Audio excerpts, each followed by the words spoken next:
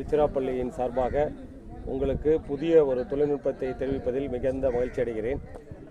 இந்த ஆளில்லா விமானமானது நம்ம வேளாண்மையில் பலவிதமான பிரச்சனைகளுக்கு ஒரு தீர்வாக அமைந்துள்ளது. உதாரணமாக இன்றைய காலகட்டங்களில் தொழிலாளர்கள் பற்றாக்குறை மிகவும் அதிகமாக உள்ளது. வேளாண்மைக்கு கிடைக்கக்கூடிய தொழிலாளர்கள் கிடைப்பது சரியான நேரத்தில் சரியான அளவு நம்மளுக்கு கிடைக்காத காரணத்தினால இந்த ஆளில்லா விமானத்தை பயன்படுத்தி விதைக்கிறதிலிருந்து மருந்து தெளிக்கிற முதல் கொண்டு எல்லா விதமான தொழில்நுட்பங்களையும் இந்த ஆளில்லா விமானம் மூலமாக நம்ம செயல்படுத்தலாம். இந்த ஆளில்லா விமானமானது மருந்து தெளிப்பதற்கும் விதை விதைப்பதற்கும் மற்றும் நுண்ணூட்டச்சத்துக்கள் தெளிப்பதற்கும் மிக பயனுள்ளதாக உள்ளது. ஸோ இன்று நம்ம பார்க்க போகிறது என்னன்னு பார்த்தீங்கன்னா, மக்காச்சோளத்துக்கு நுண்ணூட்ட கலவையை எப்படி தெளிக்க போகிறோம் அப்படிங்கிறத எங்கள் வேளாண் அறிவியல் நிலையத்தில் பணிபுரியும் விஞ்ஞானி முனைவர் நித்திலா அவர்கள் உங்களுக்கு விளக்கமாக எடுத்துக்கூற இருக்கிறார்கள். ஸோ அவர்களை இந்த தொழில்நுட்பத்தை விரிவாக எடுத்துக்கூறுமாறு கேட்டுக்கொள்கிறேன். அனைவருக்கும் வணக்கம்.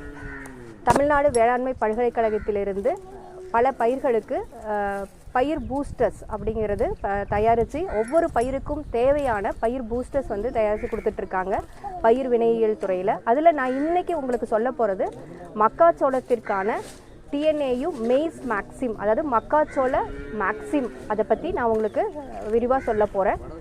இது இப்போ மக்காச்சோளத்திற்கு பிரத்யேகமாக தேவைப்படக்கூடிய வளர்ச்சி ஊக்கியும் மற்றும் அதற்கு தேவையான நுண்ணூட்ட சத்துக்களும் கலந்த ஒரு கலவையாகும். இது தமிழ்நாடு வேளாண்மை பல்கலைக்கழகத்தில் பயிர் வினையியல் துறையிலிருந்து தயாரிக்கப்பட்டு கொடுக்கப்பட்டு கொண்டிருக்கிறது.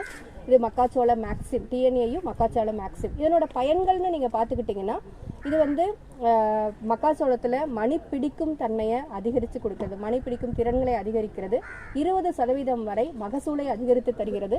அது மட்டும் இல்லாமல் வளர்ச்சியை தாங்கும் தன்மையை அதிகப்படுத்தி கொடுக்குது இந்த மக்காச்சோள மேக்சிம். இதை நீங்கள் எப்படி தெளிக்கணும்னு சொல்கிறேன். இது இலைவெளி தெளிப்பாக தெளிக்கணும். இலைவெளி தெளிப்பாக தெளிக்கும் போது அது கூட ஒட்டும் திரவம் சேர்த்து தெளிக்க வேண்டும். 200 லிட்டர் தண்ணி, ஒரு ஏக்கருக்கு 200 லிட்டர் தண்ணியில் தெளிக்கணும். இது எப்போ தெளிக்கணும்னு பார்த்துக்கிட்டிங்கன்னா, ஆண் மஞ்சரி உருவாகும் பருவத்திலும் அதுக்கப்புறம் மணி பிடிக்கும் பருவம் அப்படின்னு 2 பருவங்களுக்கு நீங்கள் இதை தெளிக்கணும்.